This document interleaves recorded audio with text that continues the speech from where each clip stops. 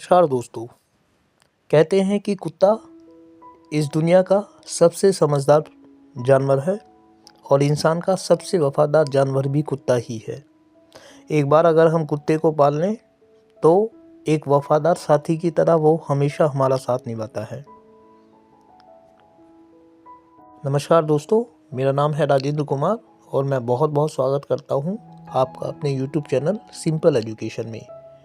आज की इस वीडियो में मैं लेकर आया हूँ आप लोगों के लिए एक कहानी कक्षा 3 की बाल भारती की पाठ्य पुस्तक से, जिसका नाम है कुत्ते की सूझबूझ। चलिए पढ़ते हैं इस कहानी को शुरू से लेकर अंत तक। हमारे शहर के पास एक हरा भरा स्थान है। हम कई बार पिताजी के साथ वहाँ सैर करने गए हैं। एक दिन सभी मित्रों ने वहाँ पिकनिक मनाने की सोची। बस जोर शोर से तैयारियां शुरू हो गई। कुछ ही देर में निश्चित हो गया कि कौन क्या लाएगा और इसके बाद निश्चित हुआ दिन। सबने कहा रविवार का दिन ठीक रहेगा, छुट्टी का दिन ही पिकनिक के लिए अच्छा रहता है।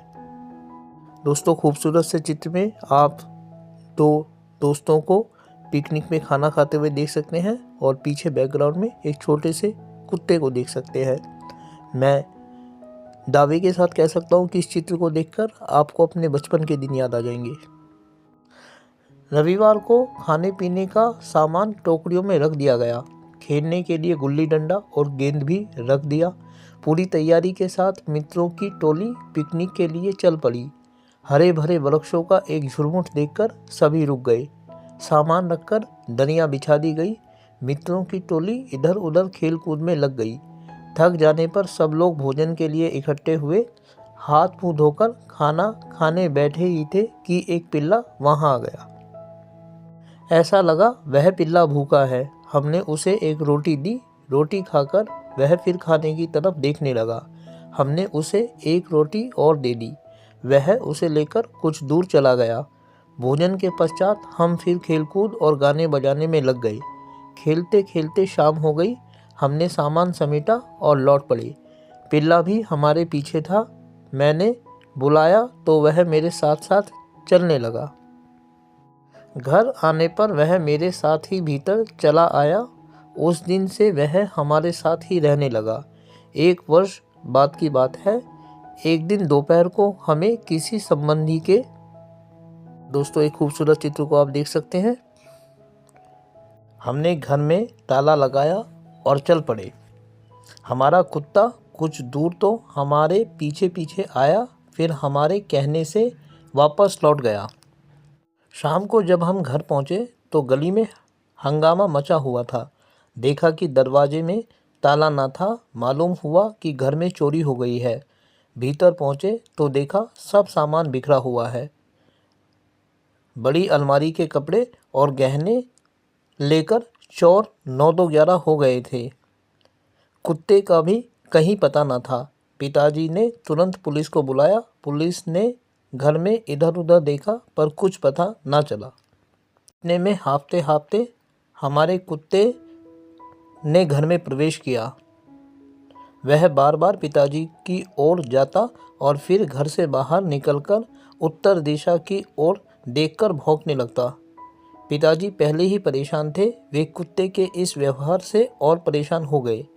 पुलिस इंस्पेक्टर ने पिताजी से कुत्ते के पीछे चलने को कहा। पिताजी कुत्ते के पीछे चल पड़े। कुत्ता थोड़ी दूर भागता, फिर मुड़कर पिताजी के पास आ जाता। पुलिस की गाड़ी भी पीछे पीछे आ रही थी।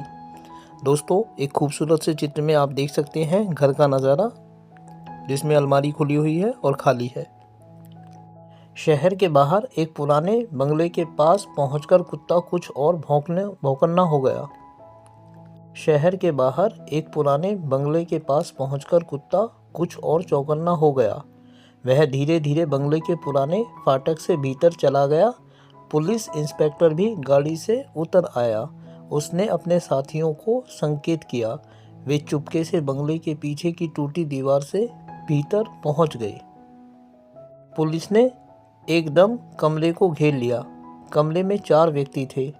जल्दी ही उन पर काबू पा लिया गया। सारे गहने और कपड़े उन्हीं के पास से निकले। पुलिस इंस्पेक्टर कुत्ते की पीठ थपथपा कर बोले, वाह, आज तो तुमने कई पुराने चोरों को पकड़ाया दिया। पिताजी भी बड़ी देर तक कुत्ते की पीठ पर प्यार से हाथ फेरते रहे और उसे थपथपाते रहे।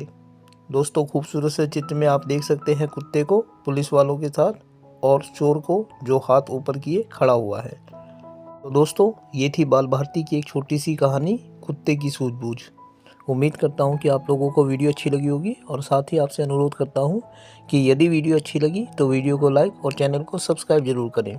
और इसके अलावा ऐसे ही वीडियो को देखने के लिए जुड़े रहें मेरे साथ मेरे इस यूट्यूब चैनल पर, जिसका नाम है सिंपल एजुकेशन। वीडियो को देखने के लिए आपका बहुत बहुत धन्यवाद।